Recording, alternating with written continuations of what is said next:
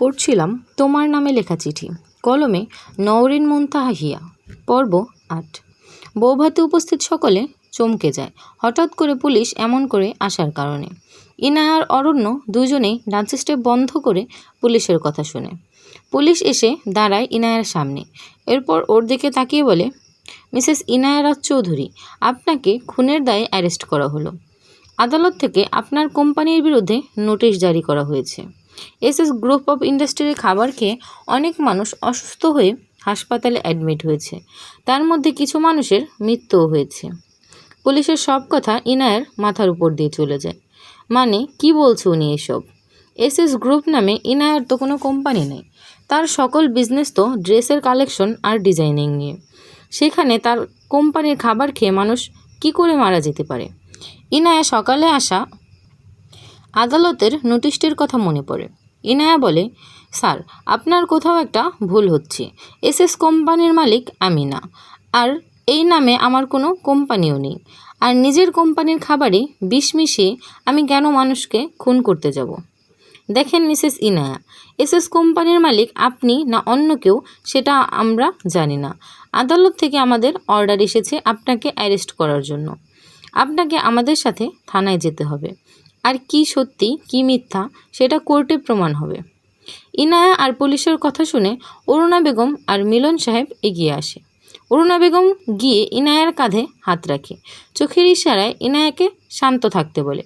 মিলন সাহেব বলে, স্যার, আমার অবর্তমানে ইনায়া চৌধুরী গ্রুপ অফ ইন্ডাস্ট্রির এমডির দায়িত্ব পালন করে। আর ইনায়ার নিজস্ব একটা বিজনেস আছে, তবে তার নাম এসএস কোম্পানি না।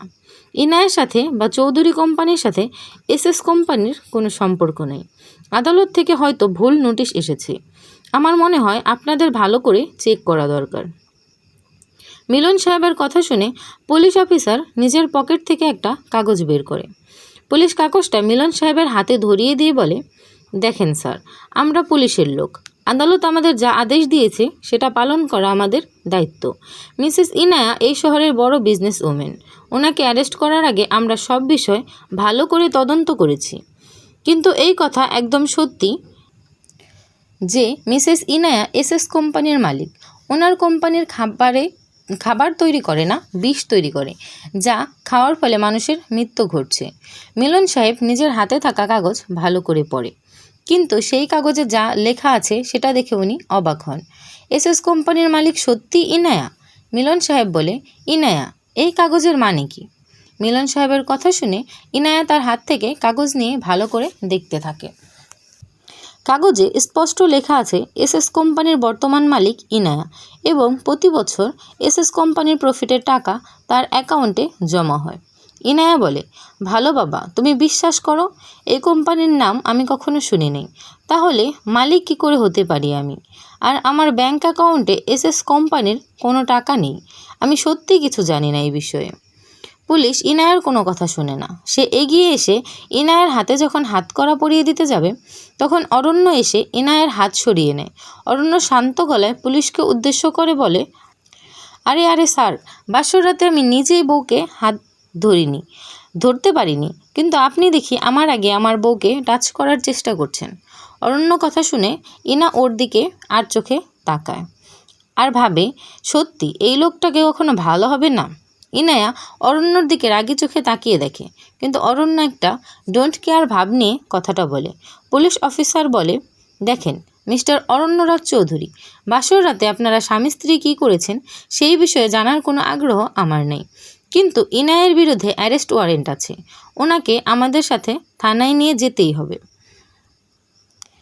পুলিশের কথা শুনে অরণ্য বলে, অফিসার, আপনি এমন করে কথা বলছেন যেন ইনায়া আমার না, আপনার বউ। দেখেন, বিয়ে করেছি বউয়ের সাথে থাকার জন্য। এখন যদি বউকে আপনি জেলে তুলে নিয়ে যেতে চান, তাহলে আমার কি হবে? বউ ছাড়া এক রাত এই অরণ্যরাজ চৌধুরী থাকতে পারবে না। এক দফা এক দবি, বউ চাই আমার। অরণ্যর কথা শুনে পুলিশ বেশ বিরক্ত হয়। মানে কি বলছে এই লোক? মাথা খারাপ নাকি ওনার? তবে পুলিশের নিজের দায়িত্ব পালন করতেই হবে। তারা ইনায়ার হাতে হাতকড়ি পরিয়ে দেয়, এরপর তাকে নিজের সাথে নিয়ে যায়। অরণ্য ইনায়ার দিকে তাকিয়ে হাসতে থাকে। তার মাথায় এখন কি চলছে সেটা কেউ জানে না।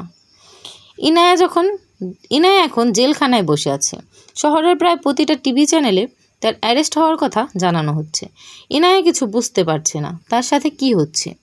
এই এসএস কোম্পানির মালিক আসলে কি সে সত্যিই জানে না। আর ইনায়ার জন্মের আগে এই কোম্পানি গড়ে উঠেছে, কিন্তু কে এই কোম্পানি তার নামে করে গেছে। অন্যদিকে অরণ্য তার উকিলের সাথে ইনায়ের বিষয়ে কথা বলছে। অরণ্য নিজের ফোন দিয়ে একজনকে ফোন করে। অরণ্য বলে, এসএস কোম্পানি নামে আমার সকল তথ্য চাই, আর ইনায়া কি সত্যি এই কোম্পানির এমডি সেই বিষয়েও আমি জানতে চাই। ইনায়ের সাথে দেখা করতে মিলন সাহেব আর অরুণা বেগম আসে। অরুণা বেগম ইনায়ের কাছে এগিয়ে আসে।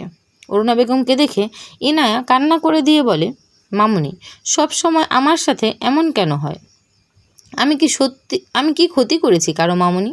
জীবনে কি সত্যি কখনো সুখ হবে না আমার? ইনায়ার কথা শুনে অরুণা বেগম ওর মাথায় হাত রাখে। অন্যদিকে হাসপাতালে প্রায় 100 মানুষ অ্যাডমিট হয়েছে। সকলের অবস্থা খুব খারাপ। এসএস কোম্পানির খাবার খেয়ে মানুষ অনেক অসুস্থ হয়ে গেছে। এর মধ্যে কিছু মানুষের মৃত্যুও হয়েছে। দেশের প্রায় প্রতিটা খবরের কাগজে বর্তমানে এসএস কোম্পানির এমন নিউজের কথা বলা হচ্ছে। ইনায়াকে কালকে আদালতে নিয়ে যাওয়া হবে। হয়তো তার কোম্পানির বিরুদ্ধে যে মামলা হয়েছে, যার জন্য তার কঠিন শাস্তিও হতে পারে। অরণ্য নিজের রুমে বসে আছে। তার রুমে মন টিকছে না। বারবার ইনায়ের কাছে যেতে ইচ্ছে করছে তার। অরণ্য রুম থেকে বের হয়ে সিঁড়ি দিয়ে নিচে নেমে যায়। এরপর গাড়ি করে থানার উদ্দেশ্যে রওনা দেয়। ইনায়ের শরীর অনেক টায়ার্ড হয়ে গেছে, যার জন্য সে এখন জেলখানায় ঘুমিয়ে আছে। অরণ্য থানার কাছে যায়। সেখানে গিয়ে পুলিশের অনুমতি নিয়ে ইনায়ের সাথে দেখা করে। ইনায়া তখন ঘুমিয়েছিল। ইনায়া নিচে শুয়ে আছে। অরণ্য দেখতে পায়। অরণ্য তার কাছে যায়। সে দেখে ইনায়া ঘুমিয়ে আছে। ইনায়ের মুখ দেখে তার বড্ড মায়া হচ্ছিল। ঘুমিয়ে থাকার কারণে ইনায়ের সামনে পড়ে থাকা চুল এলোমেলো হয়ে গেছে। অরণ্য তা কানের পিঠে গুজে দেয়।